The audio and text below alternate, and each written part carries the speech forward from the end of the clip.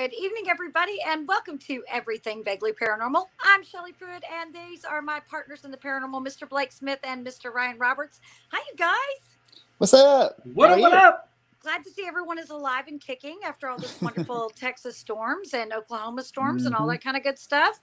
I am filming on location right now, so I don't have my wonderful set as usual behind me. Because I have no power at my house. Todd, I'm just glad you aren't in the bathtub. That earlier picture you sent me had me worried. I found a corner in the house that had a little bit more like upload speed than the bathtub. So I was like, I was gonna show it with like bubbles and warm water and just be like, I told you I'd give you myself. $5 to a shirtless, but you did. I see. I said, don't tempt me. I've done worse for less. I see you ain't up to earning your money, so all right, it's all good. Well, guys, tonight we have got someone really fun. I actually had met her one time before, but we got to know her at the Paracon, the West Texas Paracon. I got to make sure I get it right in Ballinger, and we just had so much fun. We got to be friends, got to hang out. Might have been Fireball involved at some point. I really don't recall. Was there? I'm not sure. No. Maybe not. Maybe that was somebody else. Maybe she'll remember. But anyway, we have a great guest on tonight that is a lot of fun. She's been seen on Destination Fear and on Most Terrifying Places in America. She's a paranormal investigator and the para-gypsy herself.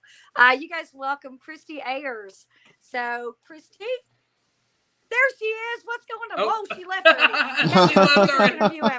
That was quick. Thanks, guys. Thanks for coming on. Well, you know, Christie, we actually had somebody who said, I'll be right back and never returned.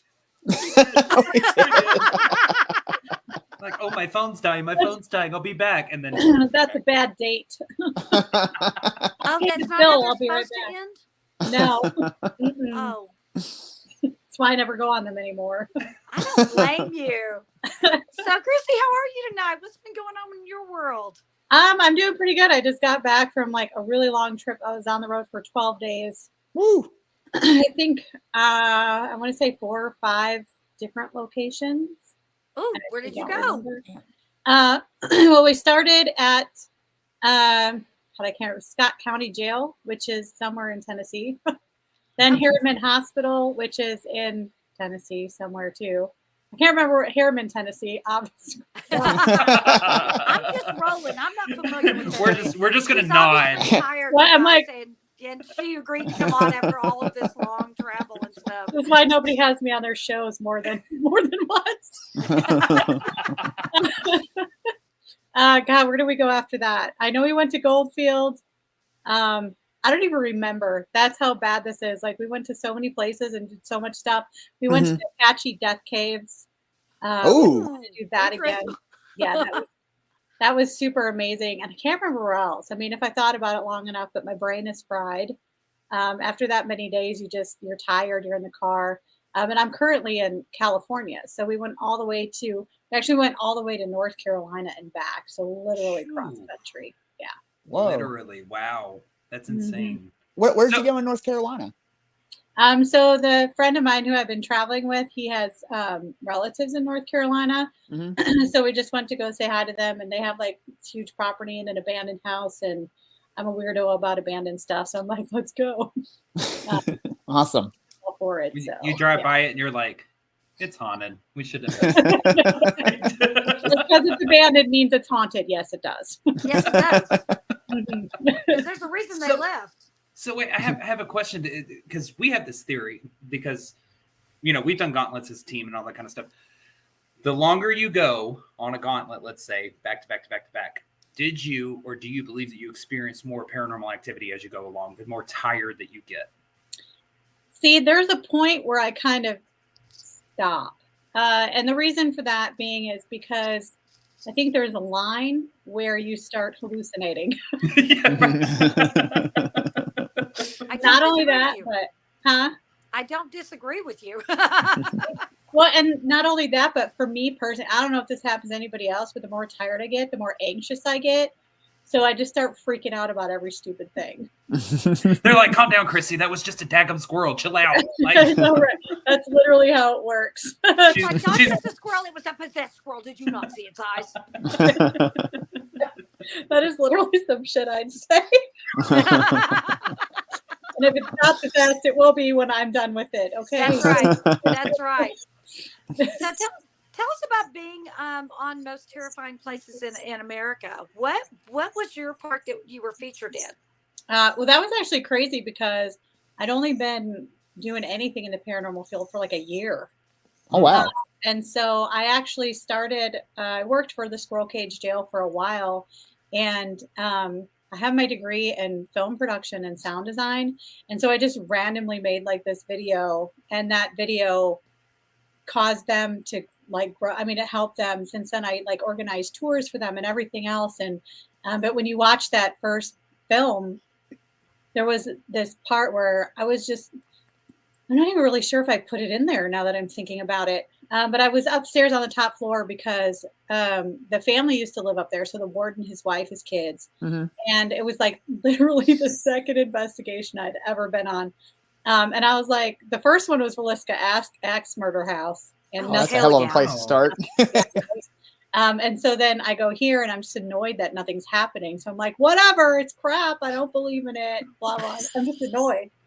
The next thing you know, there's like this, feels like this huge guy comes up behind me and just starts walking, puts his body against me, just starts walking forward. And everybody messes. I'm the one everyone messes with. So I'm like, okay, who is this behind me?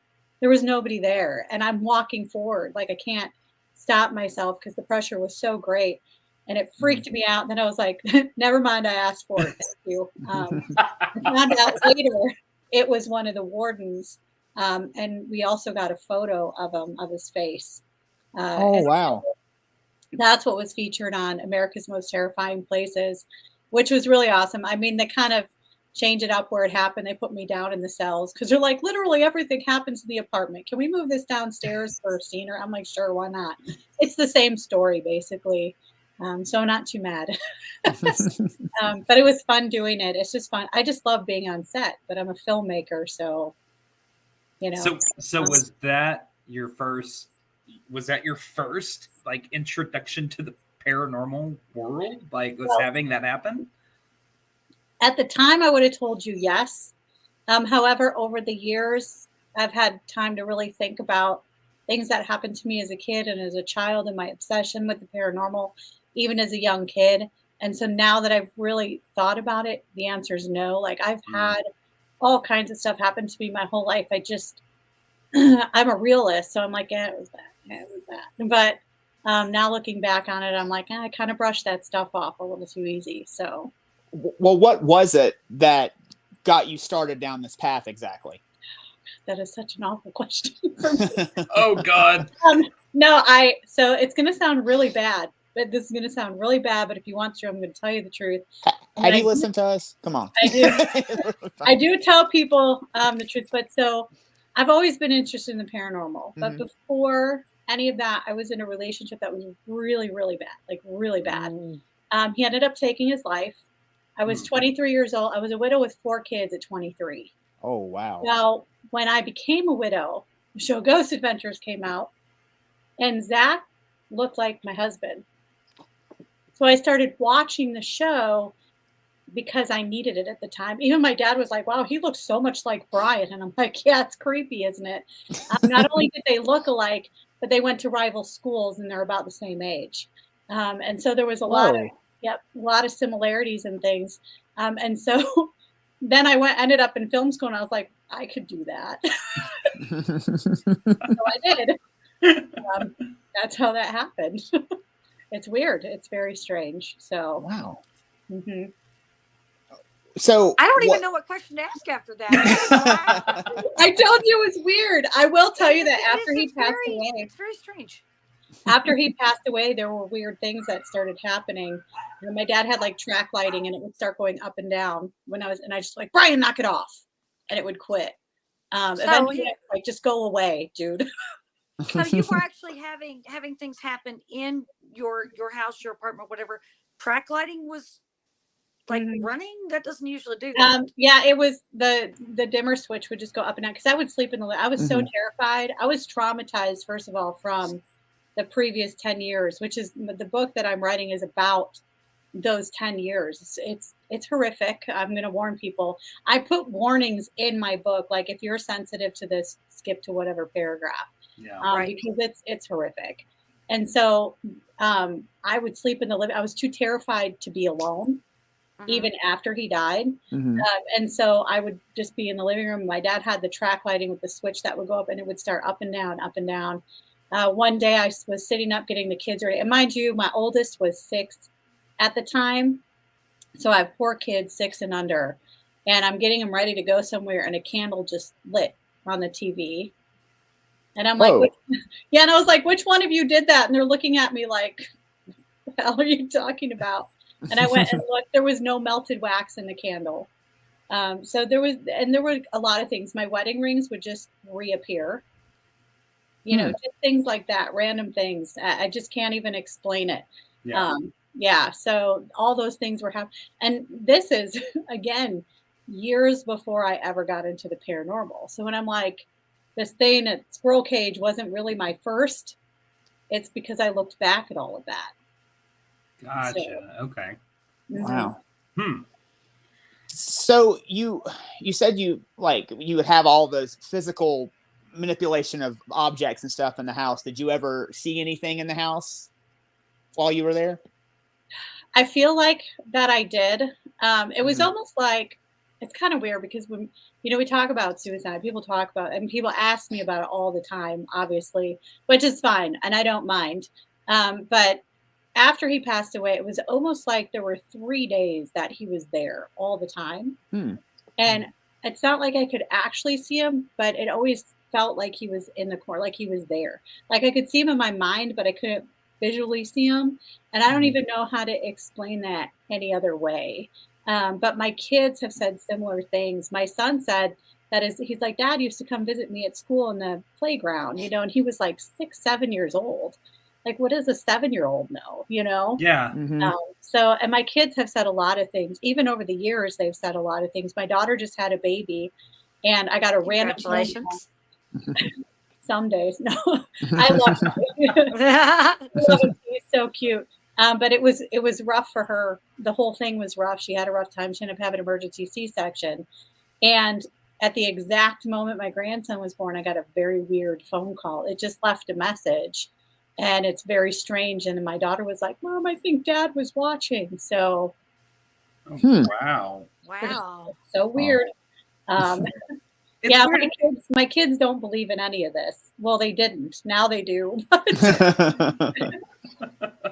Yeah, I have one of those that doesn't believe either. It's like, yeah, Mama's crazy. It's okay. Yeah, I think we all have one of those. It's that one person that's like, okay, you just go hunt things in the dark that may or may not be there and talk out loud to them. We get it. It's fine, We understand. That's your affliction. We're good with it. Yeah. It's okay to be weird. Yeah, it's okay to be weird. Go be weird. Come be weird with us. We're a lot of fun to hang out and be weird with. But it's always weird to me with especially with past loved ones and stuff like that, when synchronicities kind of line up like that with this voicemail and your daughter being like, I think it was watching. Like that's, I don't know, that's it's always mind blowing when things line up like that. So it's kind of cool. Yeah, and I'm the first one to be like, whatever. She's like, yeah, okay. So, Christy, do you now, because you've said all of that, I have to ask you, do you have what you would consider an ability of any kind? I don't. I mean, a lot of people think that I do, but the whole reason that I think people think that I do is because I'm just really good at reading people. I waited tables for a very long time. I've talked to a whole lot of people. You can tell people's mood when they come in the door. I've spent a lot of time with a lot of different people. And so, I can tell a lot about a person just by when they speak a few words or whatever. And it comes from that. I don't have any magic powers. If I did that, well, I think you're magical. So, well, thank you. Welcome. We got to go hang out again. That was a lot of fun. If I have a night where I'm not remembering stuff, it was a good time for everybody. Well, I mean, at least throw all of that on us, but you throw some of it on us.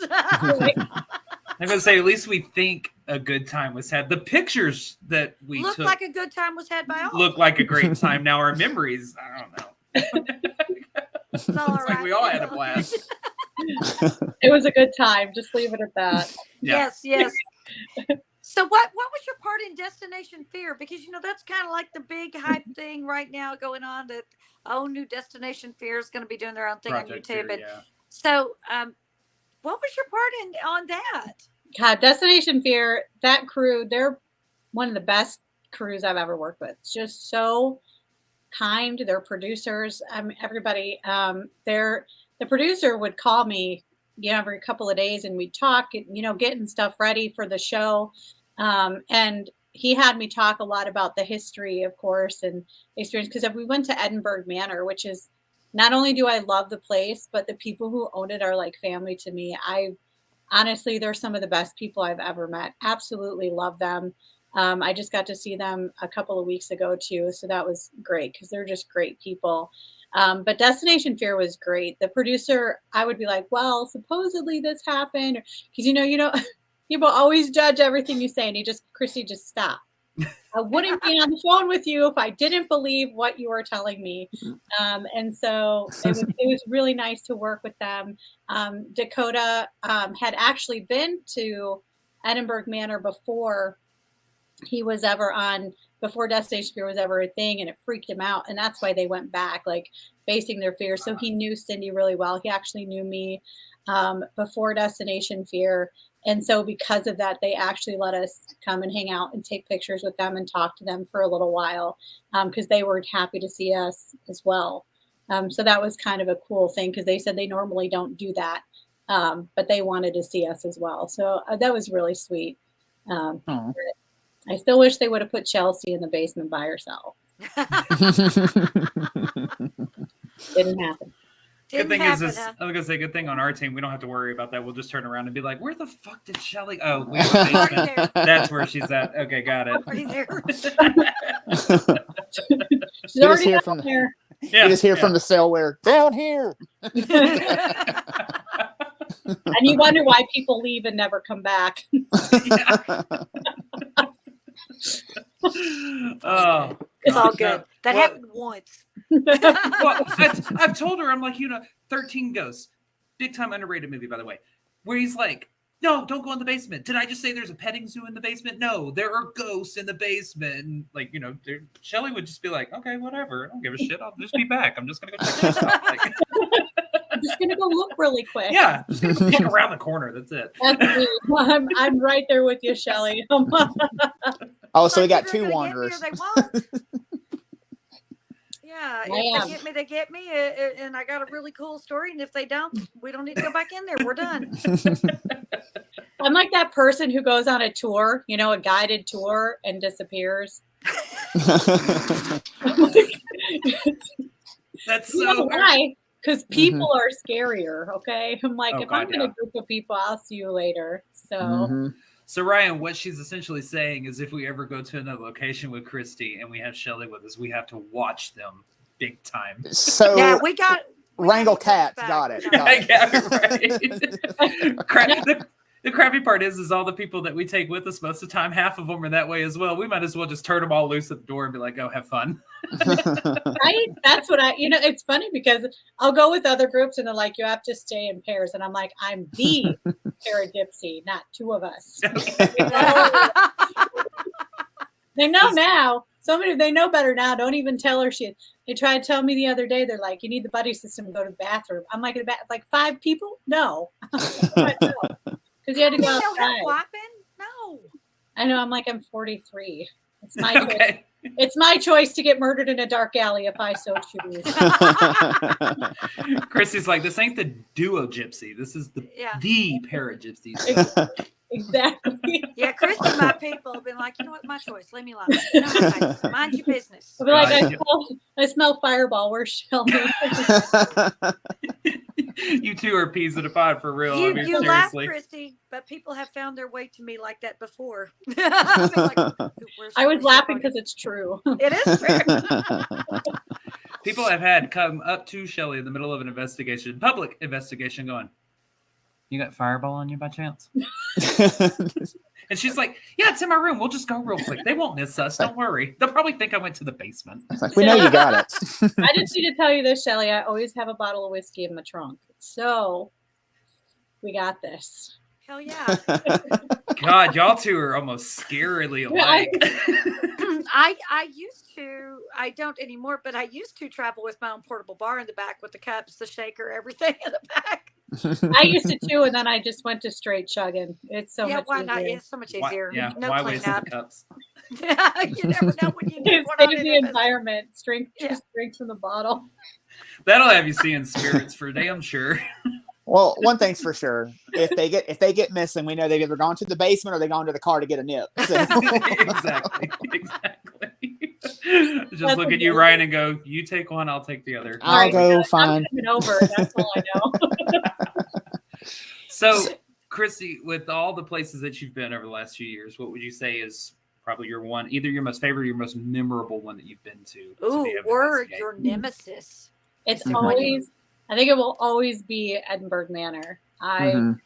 I love that place. I just, there's something about it. You know, everybody has their place, and I think that has just got to be my place. I don't know. I feel welcome there, always. And there's just always something that happens there. I just enjoy being there. I mean, that's just, I don't know. It's like a home. The funny part to me is that I know that if I needed somewhere to ever go, the owners would be like, we have a place for you, you know? So That's awesome. I love locations like that. Mhm. Now, I have to ask because I know you've been to Waverly Hills, and that is a place that Ryan and I are dearly in love with. We love that place. It's my favorite. Just for spirit activity alone. What was your impression of it whenever you went? Was that one that you got a lot of activity at? Because we've heard people say it goes both ways, that they've either got nothing or they get everything. Now, both times that we went, we had really good activity. So, being that that's one that Ryan and I can at least relate to for now, you know? See, oddly enough for me, one of the things about everybody that I've ever gone with, and even when I had a team before, it was like the thing where we went off by ourselves. And so I spent a lot of time by myself in the basement of Waverly Hill in their little morgue while I was down there. And you can actually watch everything that I'm telling you about at these locations. I had a show on Prime for a little while, and it's Nick Roth picked it up. But it's now just up on my YouTube, so you can just go watch it. But when we were in the basement, or when I was in the morgue at Waverly, I heard like heavy walking with like chains. At first, it sounded like keys, you know, like those thick metal keys. I was informed probably 2 months later that people saw a man with chains walking around down there. So I didn't even know, had no idea. And I caught kind of like the sound of it, which was amazing. The EVPs that I got there were phenomenal. I got one that says room 46, and you can tell it's an African American. It's so clear. It's so obvious. There's a couple other ones that I got there that are just it's like a person standing next to me just talking, which is just insane. I seem to get a lot of EVPs like that. And it's just that's probably my favorite thing, because not only do you hear it, but you can look at the wave and you can see that it actually exists in audio, which is to me like two pieces of evidence all in one. I'm trying to think what else so we went with like 9 other people, and if you watch the episode, one of the girls that we're driving to Bobby Mackey's, because we did 2 nights. So we're driving to Bobby Mackey's, and one of the other people had their EVP watch on, and he just hit the record button. So this other girl, he's talking to her about her experiences, and good friend of mine. And she's like, I don't know what was happening, but I just wanted to kill Christy. I wanted to stab her. I wanted to kill her. Like, and it was the creepiest thing ever. I'm like, what did I ever do to you? And so what we realized is it wasn't just her. Like, everybody seemed to have some kind of like real bad anger issue at one point in time, and it seemed to happen up on the 5th floor. And when I went, it was like 5 or 6 years ago. But we also have like the one of the cameras on, and it looks like a little girl like manifesting, right? Oh, wow. And everybody seemed to think that it was this little girl that kind of caused it for some reason or another. Like, it's not really a little girl, it's something else. Well, just this last week, that's where else I went. I went to Fort Dufflin with Denise and Ernie Pack. They invited us. They just bought a historic home. They were like, come see it. And it was so nice. They like took us, and we're going to be doing events now over there too. And so they started talking to us about some of the stuff at Waverly. And one of the things they started telling me about was how people were getting angry like that. And I'm talking, this is a 6-year difference that somebody else is confirming like what happened there. And they are also trying to get the story straight, because they say that there's like a nurse that hung herself upstairs because she got pregnant. Well, from their research, I think what they were saying is that she didn't do it. She didn't get pregnant willingly. And so they think that's where the anger is coming from. And so I'm just like, wow, how crazy is it to have that experience how many years ago? And now they're sitting here telling me this, and there's a lot to take in. So I don't really know. But they also have like another story that I won't talk about, because part of the fun is figuring it out. And between myself and my team, we were able to figure out the entire story. So it's kind of crazy. Can you give us a hint as to who the story's about? So there's a room in the basement, and they just basically walk you in there and say something happened here. We're not going to tell you what it is. Good luck. So. Are we talking about the room that had all the coffins in it? No. Oh, not that one. Okay. No. Shelly over here trying to guess. She just said she's not going to talk about it, Shelly. I know. I don't want to ruin it for people who haven't been there, who haven't gone there. Well, I've gone, but I'm trying to remember, because Ernie was there the first time, and pretty much Ernie got to following me around because I kept leaving the group. And then, Yes. so And I had to follow. I had to follow them because I was like, Shelly, you can't go that way. And Ernie was like, yeah, whatever. And then the next time it was Ernie and Denise that but Ernie had already given up on me at that point. He was like, oh yeah, she's been here before. I'll just leave her alone. But now we know the cranky man is down on that first floor before you go down the death tunnel. That they always just told us, if he gets upset, just leave him alone and it'll be fine. And then the room that they had the coffins in, that was the makeshift morgue. I'm trying to think if they told us there was a story and to try to figure it out or not. I'm sure they probably did. Right, Ryan, do you recall? I don't actually. I just remember them saying that about the cranky guy on the first floor, just like leave him alone if it starts. If he gets upset, just leave him alone. Yeah. I will say my dad was haunting Waverly, but whatever. Nice to know. Well, y'all two quit trying to guess. She said she ain't gonna talk about it. She don't want to give it away. Yeah. We know y'all have been there, but we have viewers and watchers tonight that may not have been. Shelly, I'll tell you later if you want to know. I just don't want to say it on the line. Yeah, I want to know. Yeah, I do want to know. I'll tell you later. I'm like that cat. Curiosity's gonna kill me. I'll be like, what was she talking about? Don't worry, you got 9 lives. So I'm probably down at this point. Go ahead, Ryan. I'm sorry. So you said you're going to Bobby Mackey's the next night, and it is quite close to Waverly Hills, actually, about an hour and a half away. What was your experience there? What did you think? So we actually didn't stay there. So we did Waverly one night. We went to Bobby Mackey's during the day and then came back and did Waverly the second night. So let's just say, and like, I want to say it was like 3 days. I got about 2.5 hours of sleep. Whew. Yeah, it was awful, because then I drove all the way to South Carolina after that. God, girl. And that's about 8 hours from Kentucky. And I stopped and took a tour at Jack Daniels. Oh, man. Of course you did. I was like seeing bats that weren't there. Bobby Mackey. Did they give samples? If you do the tour, yeah, you get to do tasting it. So it's like spirits after spirits. Look there at you go. I love it. Yeah. Totally worth it. So Bobby Mackey is.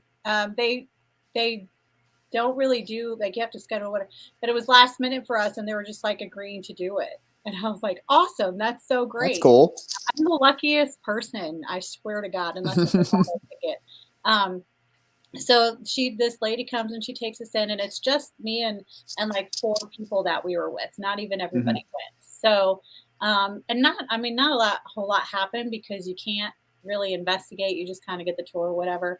But I was walking into, there was a room where they used to keep the safes at and whatever.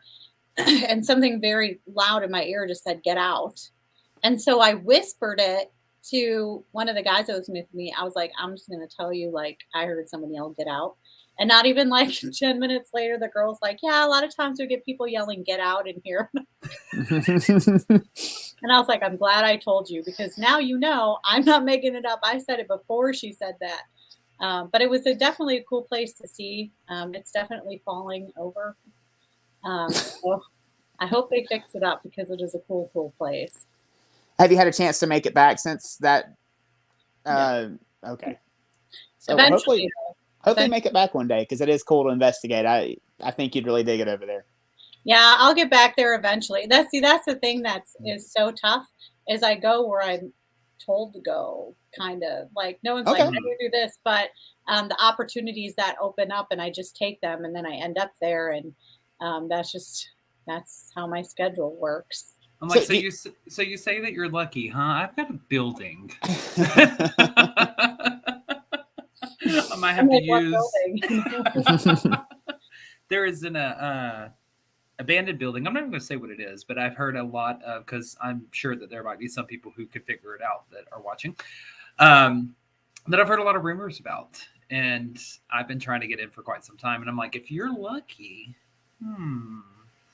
It is, because I'm like, what if I already know these people? It's in. I can tell you specifically later on, but it's in East Texas. Is where it's at. It's an abandoned. Oh, I'll say it's an abandoned nursing home. That's very generous. I think I know what place you're talking about, actually. Really? You and I need to talk. I have an idea. Yeah, I have an idea, but I'm not sure. I could be very wrong. I could Okay. be very wrong, but Okay. I think You and I need to talk, because I know a lot of people down there, so because if we can make it happen, I just smiled. I'm like, hi. I see some whiskey in it for you. Let me just tell you the kind of shit that happens to me, because no lie, okay? So I'm in Liberty, Missouri, Mm-hmm. and we're like going to go check out the courthouse and just walk around, because it's like the first courthouse in Missouri, and it's supposedly haunted and this and that, whatever, right? So I just go in there, and we're just kind of walking around. The security guard stops me and just starts telling me all kinds of ghost stories. And I'm like, not sure what's happening. But by the end of this whole thing, I ended up standing on the roof of the old courthouse, which is inside the new courthouse.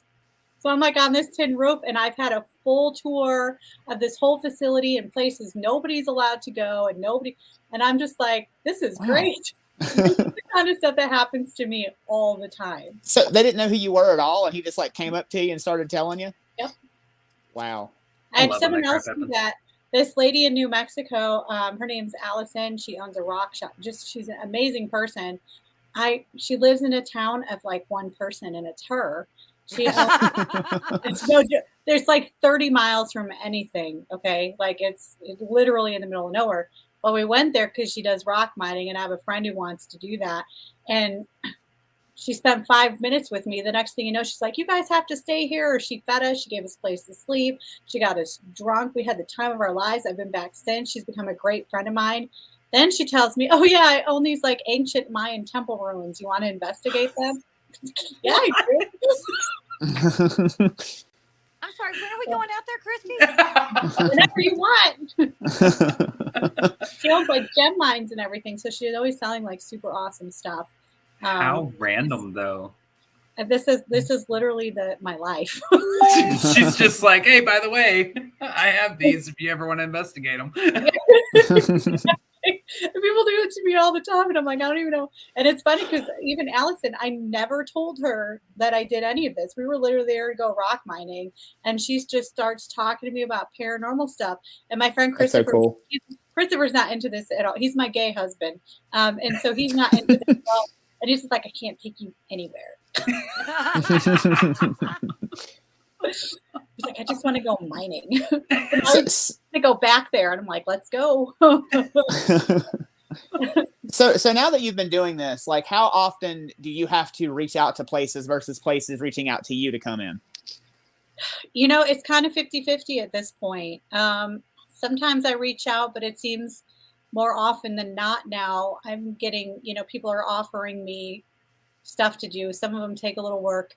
I think Goldfield's going to take a little bit of work, but I definitely want to do tours not only in the town, but I want to do them in the hotel. Some people are just so weary of it. There's a lot of event companies, as you know, that are fraudulent, that have caused problems. Going through me takes a whole lot of trust. I've never let anybody down. I shouldn't say I've never canceled an event, because I've had to cancel 2 events, but both were for very serious reasons. And those are the only 2 that I've ever canceled. So it takes a lot of trust and faith in me, and I will do whatever I have to prove that I'm not a fraud. And that's really how it is. I think that's such an important thing, especially right now, like you were just saying, with so many people who are out there who are kind of fraudulent about it and whatnot. It is building up that trust. We've been able and lucky enough to land the exclusive access to a location where I'm from that turned out to be one of the most haunted locations we've ever been to. And I'm like, you send 3rd grade children to this place for a field trip, but hey, you're haunted. So I'm right there. We're the same way. I think that's why we click so well. We're so the same way. We're just like, build that trust. Like, we're going to do everything in our power to show you that you can trust us. And I think it's so important in this field.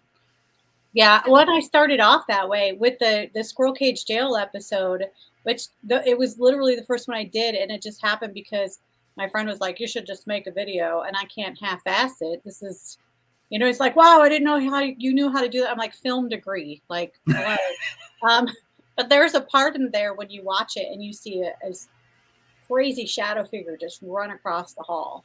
And I'm looking at it and I'm like, what in the hell? And then I was like, you know what? Maybe I need to rewind the tape. So I did. And because the jail is round cells, the guy sets up the camera and walks away. And as he goes around the corner, his shadow then follows. So I very easily could have put that out as, look at this shadow figure. And I did use it to promote the whole thing. But when you watch it at the very end, it shows you what actually happened. And it talks about how be careful what you see on TV and watch, because if we're trying to prove this is real, then let's stop lying about it. Yeah. Yes. Such a good point. I love that you did that, though. How it's like, hey, I'm going to use it in marketing, but then careful what you watch. Exactly. You never know what you're seeing. Well, and we're real big on debunking too. Like, if we put up a piece of evidence, you better believe that there have been at least 3 sets of eyes on it, other than ours. And we've run it by other people. We've looked at everything from every angle. And if there's the slightest hint that it may not be what it says, the public never sees it, because I mean, you're right about that credibility being so important, because, we've worked with teams and been, come in after teams that didn't really take care of their locations, didn't take care of their venue owners, didn't, it kind of, the ones that ruin it for everybody else. And we don't want to be that team. And that's why, kind of like you said, you want to build that trust to make sure that you get in whenever you want to get into certain places. Exactly. I've just watched so many people abuse locations, and it's funny because I'm sure you all know what happened with Ghost Hunts USA. But here's the funny part that most people don't know. So I used to be part owner of the Stevenson building, and that's a whole long story. But if you've watched the Portals to Hell episode there, when Tyler Evans is talking to the Charlie dog, he's like, I like death. I call him Peter Pettigrew. And I'm like, my doll. So now I have a haunted doll, right? Because Peter Pettigrew said so on Portals to Hell. And now he's a fraud and he's in jail. And I'm like, only I would have a haunted doll that was called Haunted by a Fraud.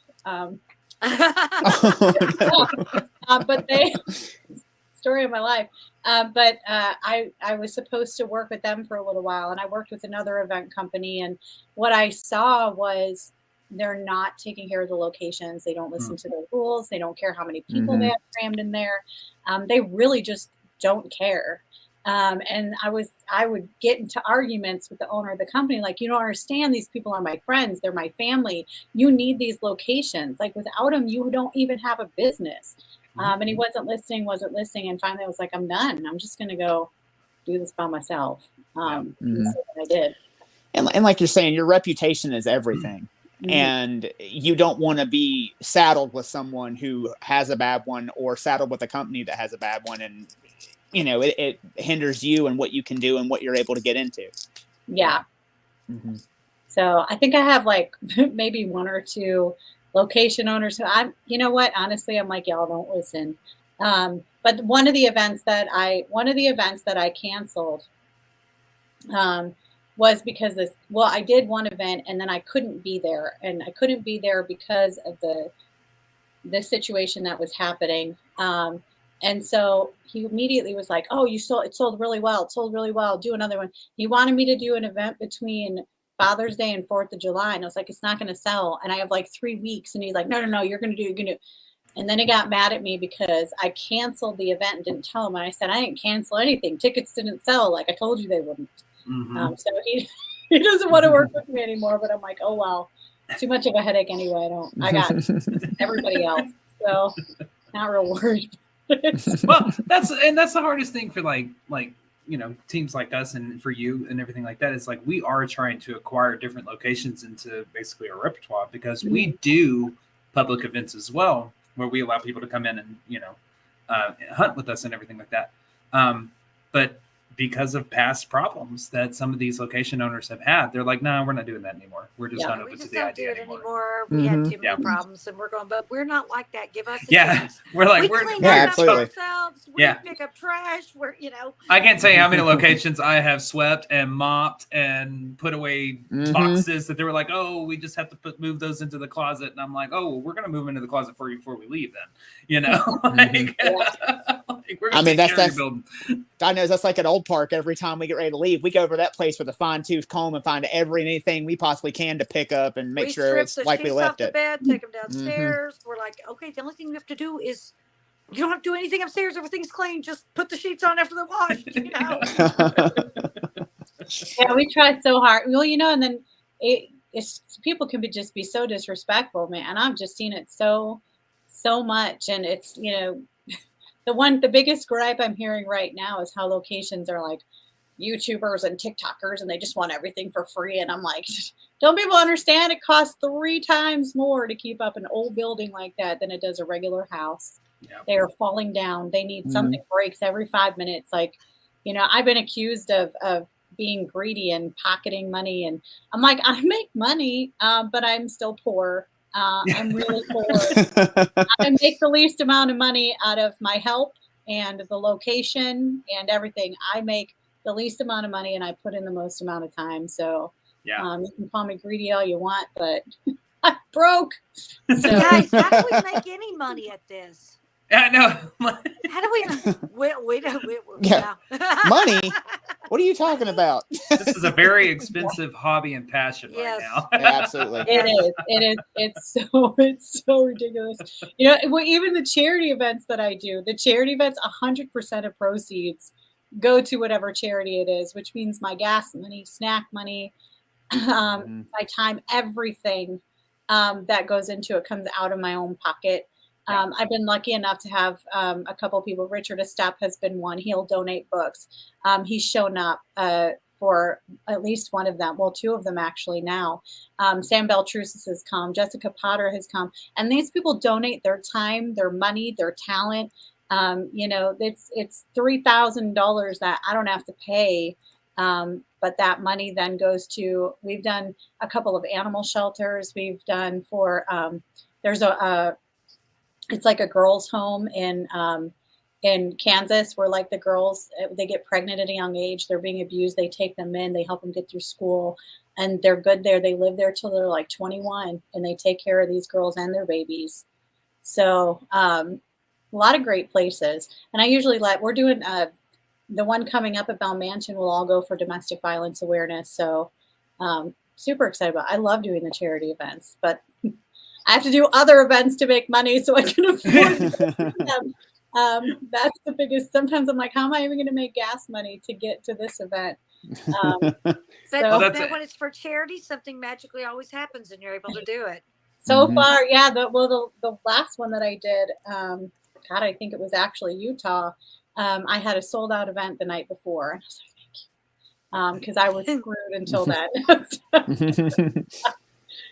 So yeah. Well, that's what anything that we do that we sell tickets to or anything like that, and then we make money from, like, we put everything back into the business, if you will, the team, to be able to get us to different locations or get that piece of equipment, you know, and stuff Or like rent that next thing. Exactly. Yeah, exactly. It is expensive. People don't understand. And I'm like, just because you paid $400 a night to go and investigate does not mean I didn't pay $1,000 for that location to do an event there. Okay. Yeah. That should probably be out there too. So you said, so just gonna kind of flip the script a little bit, but you said that you were working on a book. So you kind of touched on that, on what some of it was going to be. Is there going to be is that, well, that's a good question. Is there a release date? There is not yet, because I'm at the point where I'm overwhelmed. It's all written. However, it needs to be edited, organized. I need a cover. I need a title. I'm slacking at everything, but there's your title. I'm slacking at everything. That's me. That's I funny. I think the first line of my book is, I don't even like reading. So it's about my life up until people come to me a lot. It's funny because with the whole spiritual world, it's like people feel comfortable talking to me about what they've been through and their life experiences and things. And so really this first part of the book is like the first 23 years of my life, you know, and living with an abuser. And people are going to say a lot of things about the things that I wrote about my late husband, because I had questions. We'll just put it that way. He was a very horrible person, not just him, but my mother-in-law. And I can see patterns of abuse that started even before then. And he was supposed to be the escape, and then he wasn't. He was way worse. And so it's all of that. It's kind of cruel because I ended the book after he passes away. I had to go into hiding for 12 years. And so it's right at that point where I end it, because I'm like, those next 12 years need a whole nother book. And so it's really all about that journey. And there's a lot of things in there. I mean, it's all the negative stuff, but there's things in there that talk about why I'm this way and what I've learned, and being compassionate and kind and still loving people, and how all that harshness, you can get over it. You can, you know, and so the next book will focus more on like all the healing stuff. And so when I go out speaking, and I think the biggest thing that I've learned is that, and you guys probably heard this when I was talking at West Tex, but we spend our whole lives looking for answers, and you know, paranormal investigators reaching out to people who are already gone, but yet the people you love the most are right there, and we're ignoring them. You know, they need a hug, they need love, they need someone to just say, I was thinking of you today. You know, it's those kinds, that human connection that we're missing. And I feel like if we can get a hold of that, the paranormal will be a lot easier, easier. Because who doesn't want to reach out to somebody who has a good soul, living or dead? Yeah. And I think that has a lot to do with a lot of people who are in the paranormal field, because I think we are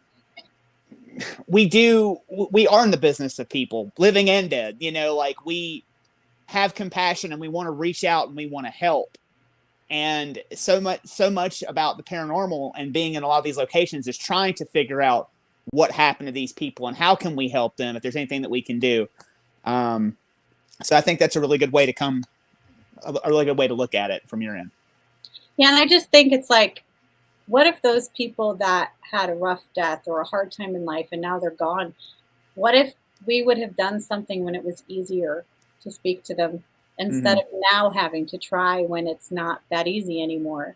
You know, imagine being able to heal people so they never get to that point. So that way, when they are coming back and they are visiting, because I believe our loved ones come to us all the time, they're already at peace. They're coming back because they want to, because they miss us, because they love us, because they want to encourage us, and not because we're trying to help somebody who's been so hurt that they just don't even know what's happening and they're just stuck somewhere, you know?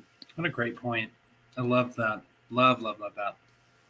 I think too much. You did what? That's okay. Think too much. Like, don't leave me alone for 5 minutes. I'll go downhill real bad.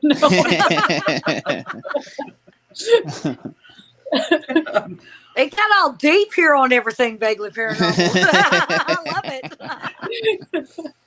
See, y'all, we're not just stupid giggles. We get guests that are deep. 95% of the time we're stupid giggles, but 95% We're out again. giggles. No. No, I love it. I love it. So what would you say is the most terrifying experience that you've had in all of your adventures and travels? My children. I'm so fucking done with you.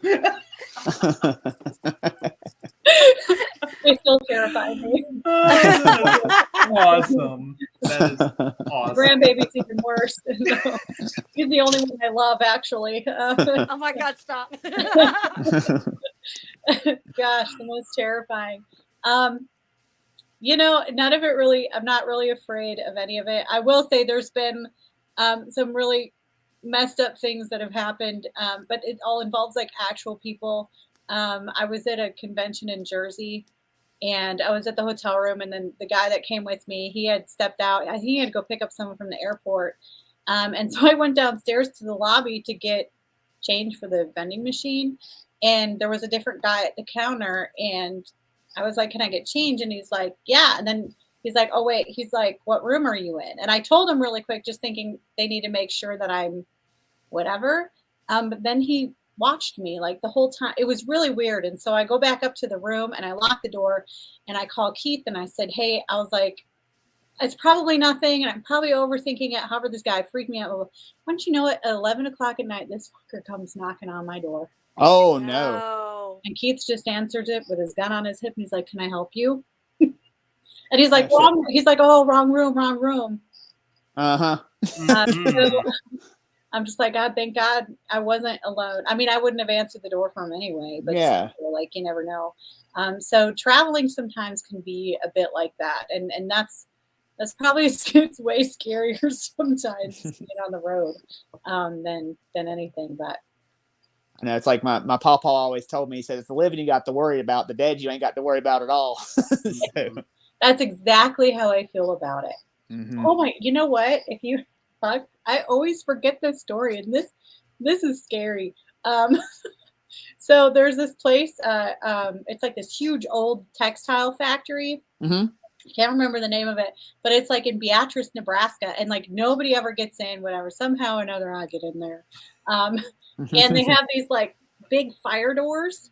And so we went down into one of the basements in one of the buildings, and everybody else kind of freaked out about something and went upstairs, and I'm just meandering, and I'm start walking up the stairs, and I hear the door coming down, and Uh-oh. I dropped like, and I'm just like nervous laugh. I'm laughing so hard because I'm like, I almost died. And I couldn't even lift the door. They're big, heavy steel doors.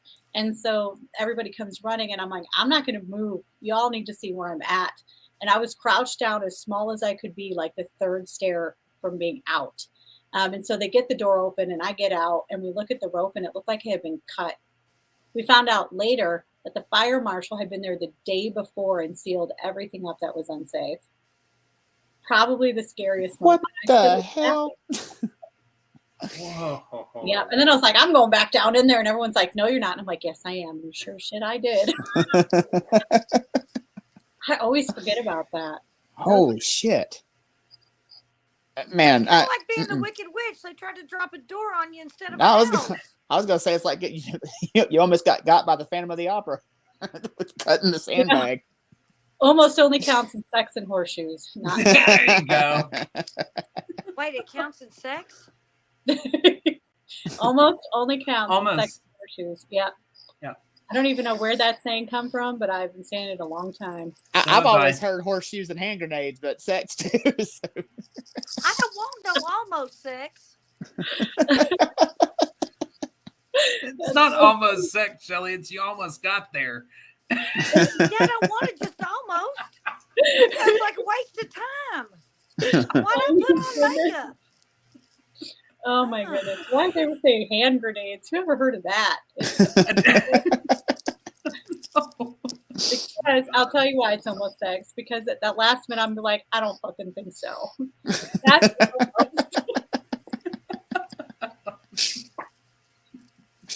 Something's like, yes. So Shelly's having to contemplate over there. I was like, man, you rendered Shelley speechless, which does not happen very often. Well, clearly stupid can make her speechless, so you're welcome. Now, you yourself, you have a podcast as well, right? Yes. And Best damn podcast ever. hell yeah. So can you tell us a little bit about what it is? Yeah, it's called Drunken Oracle. I only do it once a month because, let's face it, I can only get that drunk once a month.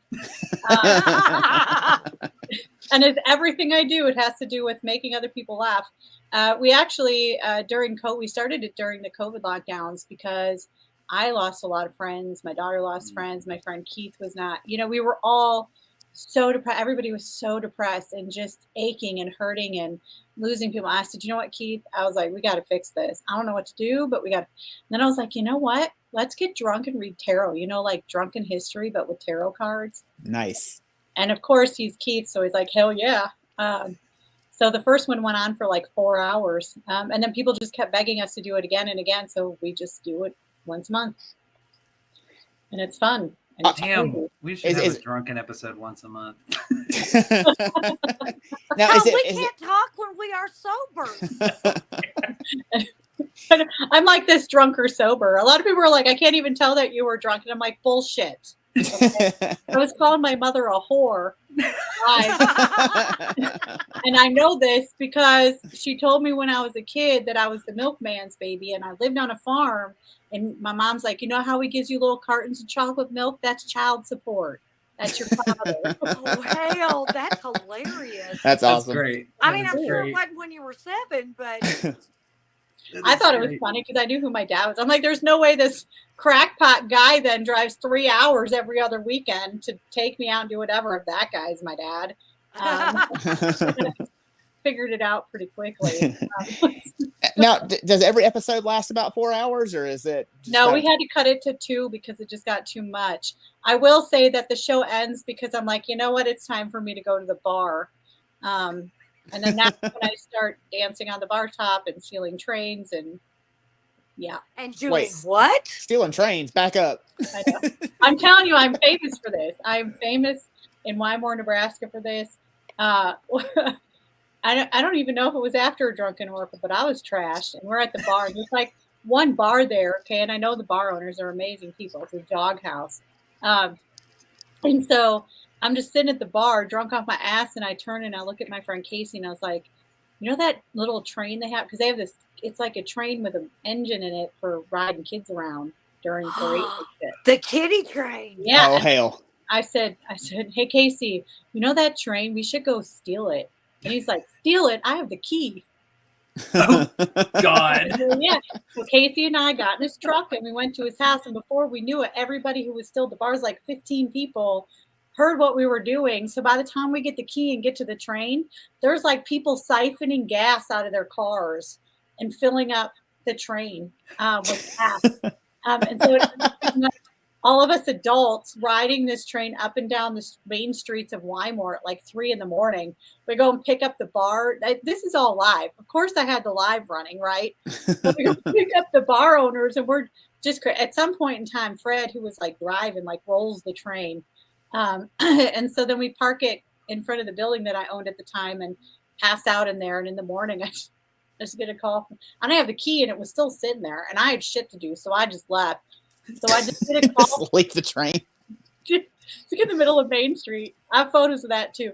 And so then the cops call and they're like, Christy, put it back.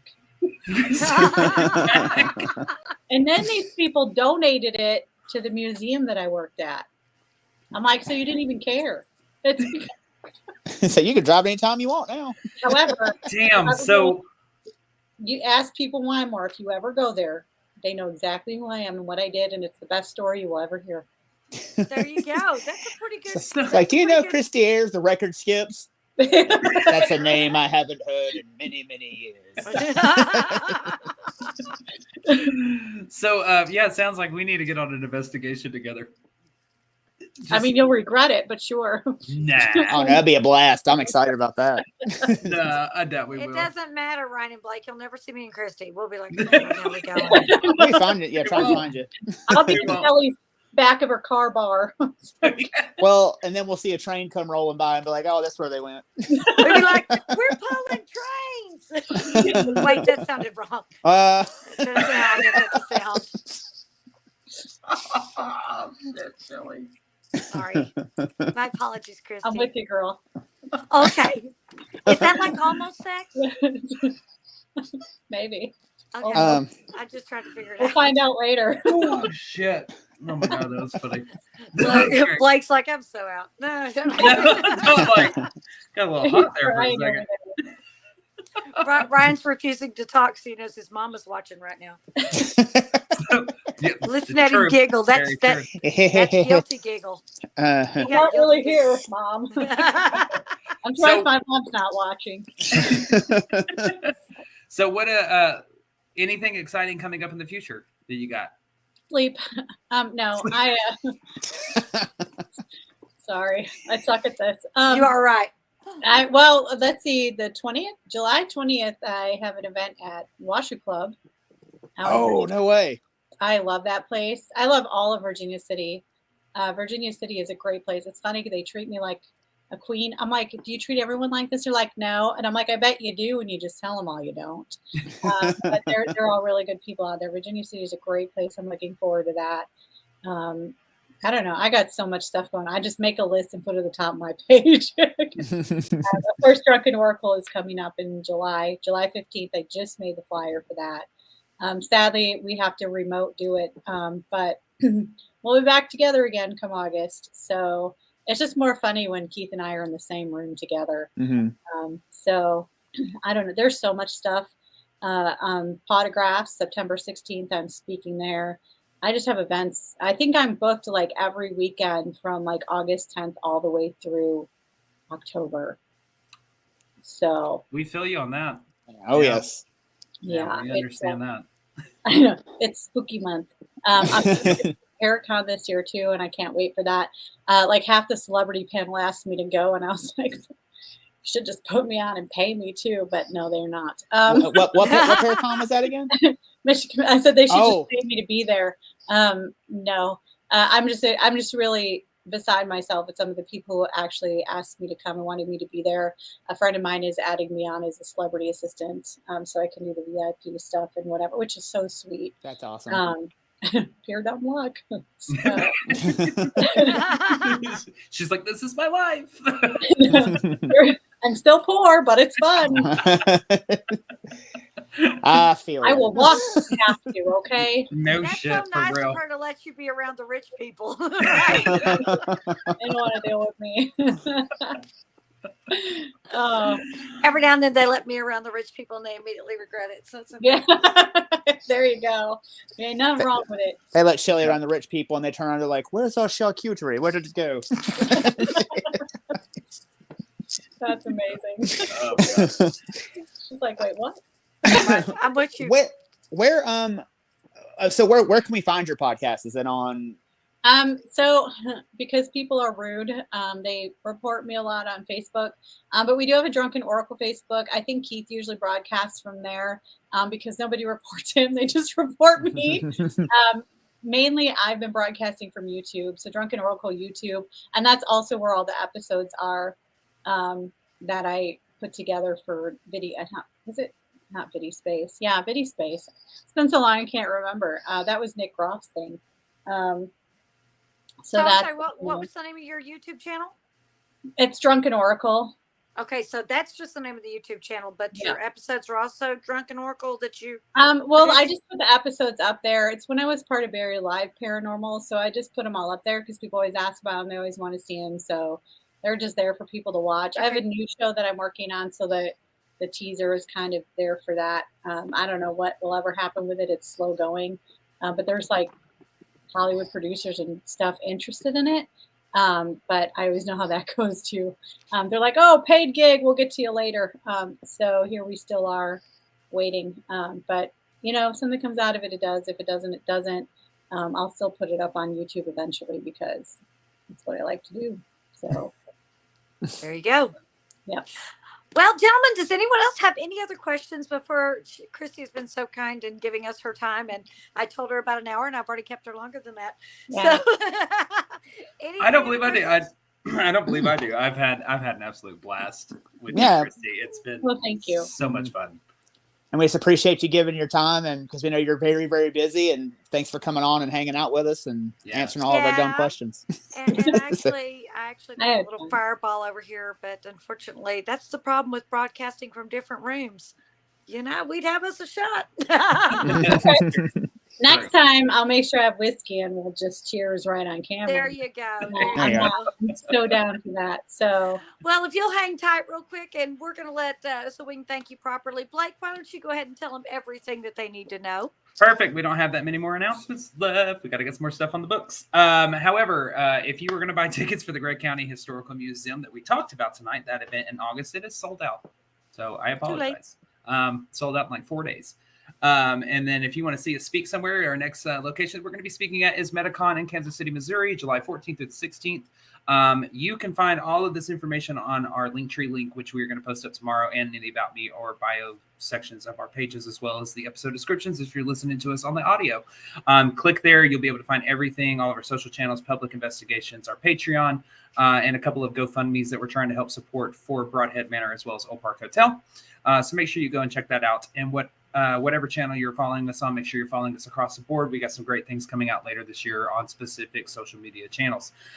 With that, wherever you're watching us, make sure you review us. The more you review us, the greater reach we'll have, and we'll be able to bring you some more content. And any stories, comments, or whatever, if you want to share, those can be sent to theevppod@gmail.com. That's THEEVPPOD@gmail.com.